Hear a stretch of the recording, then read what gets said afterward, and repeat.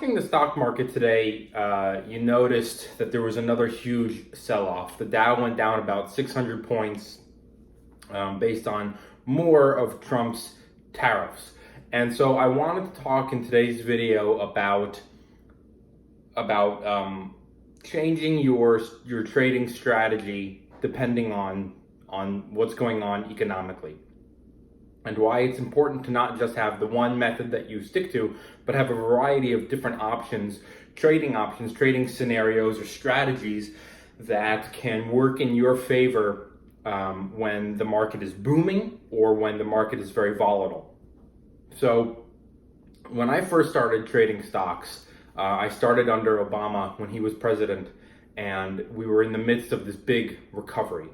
And I noticed at the time that I could buy, say, 400 to 500 shares in a company, and it was maybe $20 a share.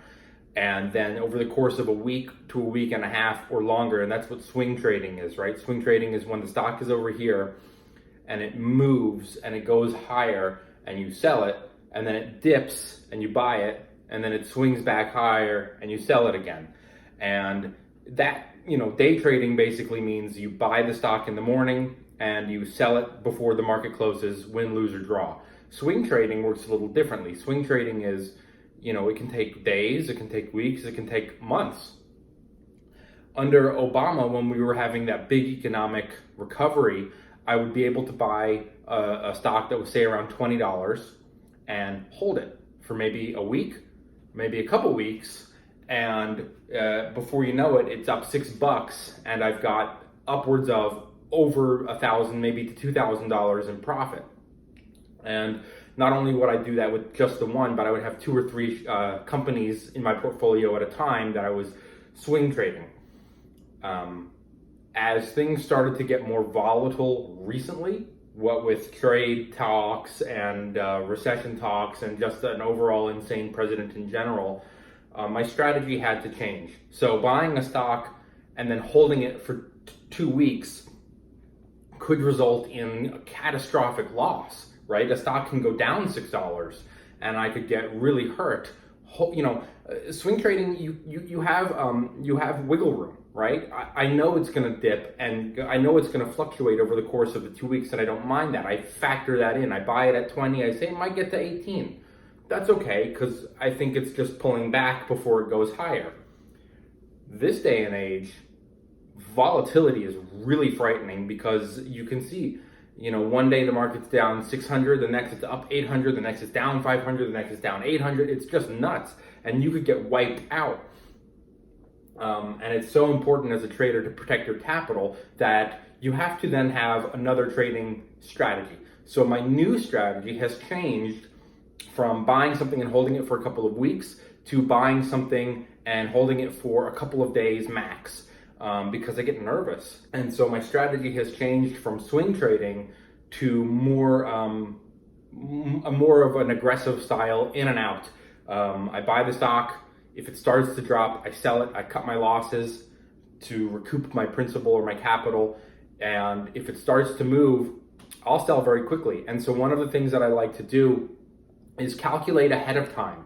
Based on the recent volatility of the stock, maybe I can assess that on average it goes up 20 to 30 cents per day.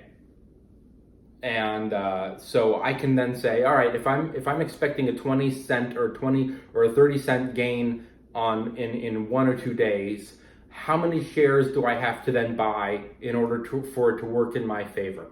I'm buying more and I'm looking for a smaller price increase.